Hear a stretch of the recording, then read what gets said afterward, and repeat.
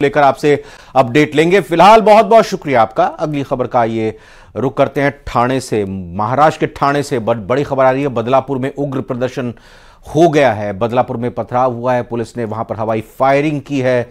बदलापुर में विरोध प्रदर्शन के दौरान यह हंगामा हुआ है। तस्वीरें आप देख सकते हैं कैसे रेलवे प्लेटफॉर्म पर, रेलवे स्टेशन में भारी भीड़ इकट्ठा हो गई। पत्थरबाजी रेलवे ट्रैक पर उतरकर उपद्रवियों की तरफ से की गई। बच्चियों से छेड़छाड़ के खिलाफ ये प्रदर्शन किया गया।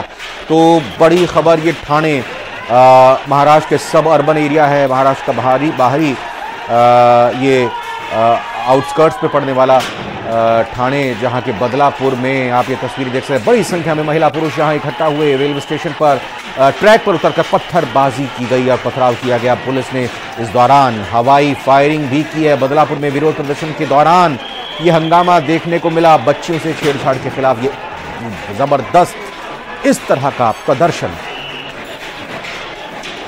देखने को मिला है।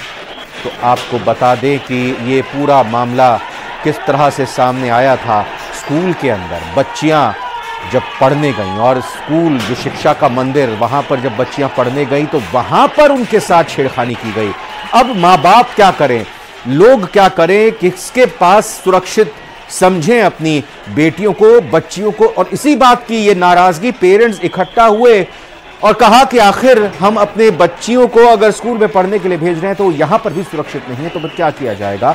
और धीरे धीरे ये बात जब आगे तक बढ़ी, लोगों में नाराजगी इस तरीके से देखने को मिली कि अब बड़ी संख्या में यहां ठाणे के बदलापुर में तमाम बाकी लोग भी अपनी भावनाओं को इस खबर के साथ जोड़ने लगे। फिलहाल आप देखिए, ये लाइव तस्वीरें इस वक्त देख सकते हैं। बड़ी संख्या में यहां पर लोग पहुंचे हुए हैं। पुलिस के अधिकारी भी वहां लाउड स्पीकर के जरिए लोगों को समझाने बुझाने की कोशिश कर रहे हैं, लेकिन लोग हाथ हिलाकर मना कर रहे हैं। जाहिर तौर पर लोगों की अपनी तरीके से मांग हो सकती है कि आखिर ऐसी सख्ती क्यों नहीं बरती जा पा रही है, जिससे बच्चियां, महिलाएं सुरक्षित रह पाएं। स्कूल में पढ़ने वाले बच्चियों के साथ अगर इस तरह की छेड़खानी की जाती है तो फिर कैसा होगा। तो दाईं तरफ की तस्वीर, इस कुछ देर पहले की बाईं तरफ की तस्वीर, जहां पे प्रोटेस्ट लगातार अभिभावकों का, पेरेंट्स का और बाकी लोगों का देखने को मिल रहा है। और इस दौरान बीजेपी की कार्यशाला में किरोड़ी लाल मीणा पहुंचे हैं। मीडिया कर्मियों से बातचीत में किरोड़ी लाल बोले कि मैंने इस्तीफा दे रखा है, अभी मैं कैबिनेट का सदस्य नहीं हूं, मुझे किसी से कोई नाराजगी नहीं है। भवानी जग जाएगी तो मान जाऊंगा। SC/ST आरक्षण पर उन्होंने कहा कि मैं सुप्रीम कोर्ट के फैसले का सम्मान करता हूं। भारत बंद करने वाले राजनीतिक रोटियां सेक रहे हैं। सुप्रीम कोर्ट ने ऑब्जर्वेशन दिया है, भारत बंद की कोई आवश्यकता नहीं है। कांग्रेस देश में हिंसा फैलाना चाहती है। और कुछ क्या कहा, सुनाते हैं। लगे 6 सीट पर इस बात का प्रयास किया जाएगा। आप कितने सक्रिय रहेंगे इस उपचुनाव में? मैं तो अब भी सक्रिय हूँ, बाढ़ में घूम के आया हूँ, आपने देखा होगा। मैं सदैव सक्रिय रहता हूँ और चुनाव में भी सक्रिय रहूंगा। हाँ, मैं कैबिनेट का सदस्य हाल फिलहाल में नहीं हूँ, क्योंकि मैंने इस्तीफा दे रखा है। वैसे बड़ा सस्पेंस बना हुआ है। विपक्ष भी हमला बोलता है कि आपदा मंत्री कहाँ है, बाढ़ आ रखी है। आपदा मंत्री बाढ़ में घूम रहा है, आपने देख लिया। मैं भरतपुर घूम के आया, बयाना गया, बैर गया, हिंडौन गया, करौली गया, गंगापुर गया, सवाई माधोपुर गया। और भगवान न करे बाढ़ आए, किसी को नुकसान हो, जहां जहां आपदा में आएंगे लोग, मैं वहां जाऊंगा। वो तो पहली बात है, आपदा मंत्री के नाते गए, आपके विधायक के नाते गए? अब कुछ भी मान लो। नहीं, हेलीकॉप्टर वाली। केंद्रीय कानून मंत्री अर्जुन राम मेघवाल ने विपक्ष पर अनुसूचित जाति और अनुसूचित जनजातियों के बीच क्रीमी लेयर के संबंध में सुप्रीम कोर्ट की टिप्पणी को लेकर लोगों के बीच भ्रम पैदा करने का आरोप लगाया है। उन्होंने कहा और लोगों से अपील की, वो विपक्ष के भ्रम में बिल्कुल ना आए। साहब भी हैं, जिसमें राहुल गांधी जी भी हैं। उन्होंने एक विवाद खड़ा कर दिया, creamy layer. Creamy layer supreme court में एक ऑब्जर्वेशन था। सुप्रीम कोर्ट के फैसलों को पढ़ने से ये ज्ञात होता है कि ऑब्जर्वेशन पार्ट अलग होता है, जिसको हम टिप्पणी कहते हैं, और निर्णय पार्ट अलग होता है, जिसमें डायरेक्शन होते हैं। तो क्रीमी लेयर का जो मामला है, that is a observation of the supreme court, that is not part of the decision.